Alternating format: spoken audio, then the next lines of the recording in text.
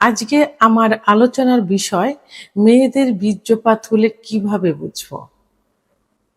অনেক পুরুষ কমেন্ট করে থাকেন, অনেক স্বামী কমেন্ট করে থাকেন যে তার স্ত্রীর বীর্যপাত হয় আমরা কি করে বুঝবো। মেয়েদের বীর্যপাত এটাকে কি বলে? এটাকে ফিমেল ইজাকুলেশন বলে। অর্থাৎ এটা মেডিকেলের ভাষায় ফিমেল ইজাকুলেশন। যৌন উত্তেজনার সময় যে যোনির ভিতরে থাকা যে স্কিন থাকে সেই স্কিন গ্রন্থি থেকে তরল রস বের হয়ে আসা, এটাই হলো বীর্যপাত। এই বীর্যপাতের মহিলাদের যে বীর্যপাত, এই বীর্যপাতের কালারটা অনেক সময় কিন্তু স্বচ্ছ হয়ে থাকে, প্রসাব মিশ্রিতর মতো হয়ে থাকে, প্রসাবের মতো হয়ে থাকে। আবার অনেক সময় কিন্তু দুধের মতো সাদা হতে পারে। মহিলাদের যে বীর্যপাতটা হয়ে থাকে সেটা কালারটা দুধের মতো সাদা হয়, অনেক সময় প্রসাবের মতো কিন্তু হয়। তাহলে আমরা কিভাবে বুঝবো যে মহিলাদের বীর্যপাত হয়েছে? তো এই বুঝার কিছু উপায় আছে। উপায়টা হলো যে হঠাৎ করে দেখা যাবে যে যোনিপথের ভিতর থেকে তরল রস নিঃসরণ হচ্ছে। এই রসটা অনেকটা দেখা যায় যে দুধের মতো সাদা, ঘন যে দুধ থাকে দুধের মতো সাদা। আবার অনেকটা দেখা যায় যে প্রসাবের মতো স্বচ্ছ। অনেক সময় ছিটকে যেয়ে কিন্তু এটা পড়ে। অর্থাৎ প্রসাব যেভাবে হয় এভাবে ছিটকে যেও কিন্তু অনেক সময় পড়তে পারে। এবং পরিমাণে কমও হতে পারে, বেশিও হতে পারে। গন্ধ এবং রং এর এর গন্ধ কিন্তু সেভাবে থাকে না। অর্থাৎ প্রসাবের মতো ঝাঁঝালো কোনো গন্ধ থাকে না। এর কালারটা দুধের মতো বা স্বচ্ছ, দুধের মতো হয়, আবার অনেক সময় স্বচ্ছ হয়। আর এর অনুভূতিটা কিরকম হয়? অর্গাজমের সময় বোঝা যায় যে মেয়েদের যখন বীর্যপাত হবে তখন বোঝা যায় যে এরা চরম সুখ অনুভব করছে, অর্থাৎ অর্গাজম অর্থাৎ চরম সুখ অনুভব করে। কেউ দেখা যায় যে বেডে একদম নিস্তেজ হয়ে ক্লান্ত হয়ে পড়ে থাকে। আবার কেউ বিভিন্ন ভঙ্গি দেখায় তার পার্টনার স্বামীকে জড়িয়ে ধরে। অনেক সময় দেখা যায় যে হাতে মুখে কিন্তু কামড় মেরে দেয়, আবার অনেক সময় উচ্চ স্বরে কিন্তু উহা শব্দ কিন্তু করতে থাকে। এগুলো থেকে কনফার্ম হওয়া যায় যে তার ওয়াইফের বীর্যপাত হয়েছে। অর্থাৎ এটি কি সবার ক্ষেত্রে হয়?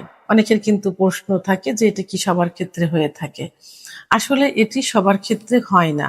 শতকরা দেখা যায় যে ১০ থেকে ১৫ জনের মধ্যে এটি হয়ে থাকে।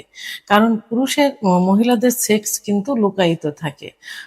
তাদের সেক্স উত্তেজনা উঠাতে সময় লাগে। কোনো মেয়েদের দেখা যায় যে ১০ থেকে ১৫ মিনিট সময় লাগে, কোনো মেয়েদের ৩০ থেকে ৩৫ মিনিটও সময় লেগে থাকে। তো অনেক স্বামীর পক্ষেই কিন্তু এই সেক্স উত্তেজনা উঠানো বা অর্গাজম বা বীর্যপাত ঘটানো কিন্তু সম্ভব হয় না। কারণ অধিকাংশ পুরুষেরই কিন্তু অল্প সময়ের মধ্যে বীর্যপাত হয়ে যায়। তাদের যখন বীর্যপাত হয়ে যায় ঠিক সেই মুহূর্তে দেখা যায় যে তার স্ত্রীর শুরু হচ্ছে, মানে তার ভিতরে অর্গাজম আসছে, কিন্তু এর ভিতরেই তার স্বামীর বীর্যপাত হয়ে যায়। এই ক্ষেত্রে দেখা যায় যে সব মহিলাদের বীর্যপাত হয় না।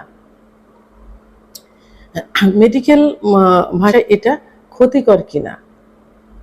না, এটা মেডিকেলের ভাষায় এই বীর্যপাতটা কখনোই ক্ষতিকর না। কারণ এটার গন্ধ আলাদা, রং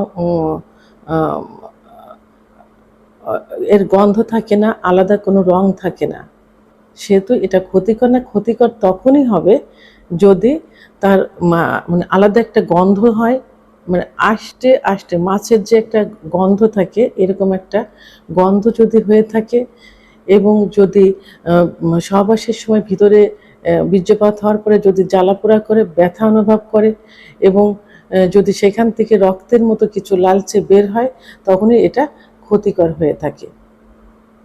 তো আর নর্মালভাবে এটা ক্ষতিকর নয়। এটা সুখটা বয়ে আনে, স্বামী স্ত্রীর সম্পর্কটা আরো মজবুত করে, ভালো করে, স্ত্রীর প্রতি স্বামীর চাহিদাটা বাড়িয়ে দেয়, স্বামীর প্রতি স্ত্রীর চাহিদাটা বাড়িয়ে দেয়। ইসলামিক এবং সামাজিক দৃষ্টিকোণ থেকে কি বলা হয়েছে যে ইসলামিক দৃষ্টিকোণ থেকে আম, আহ, যদি মহিলাদের বীর্যপাত হয় তাহলে এটি হাজ্জাতুল আকবর অর্থাৎ ফরজ গোসল করা। তো অর্থাৎ এটা হইলে ইসলামের দৃষ্টিকোণ থেকে অবশ্যই ফরজ গোসল করা তাদের জন্য ফরজ হয়ে যায়, অর্থাৎ গোসল করা তাদের জন্য ফরজ হয়ে যায়।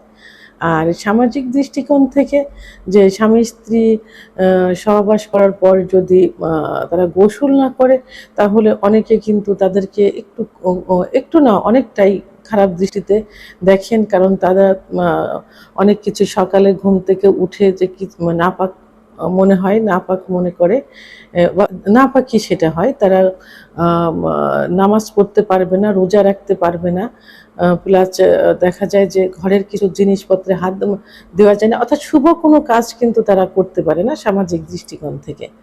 তা এই জন্য ইসলামিক যে নিয়মটা আছে সেই নিয়মটা সহবাসের পর স্বামী স্ত্রী বীর্যপাত হওয়ার পরে অবশ্যই গোসল করে নিতে হবে, তাহলে সামাজিকভাবে এবং ইসলামিকভাবে সে সুস্থ এবং স্বাভাবিক থাকবে। তো এখন সর্বশেষ একটা কথাই বলবো যে মেয়েদেরও কিন্তু বীর্যপাত হয়, এটা অনেকে বুঝতে চায় না, বুঝতে পারে না, এবং এটাই কিন্তু চরম সুখ কিন্তু। আর এই সুখটা সব পুরুষে দিতে পারে না, কিছু কিছু পুরুষ এই সুখটা দিতে পারে যারা দীর্ঘ সময় সহবাসে লিপ্ত থাকতে পারে।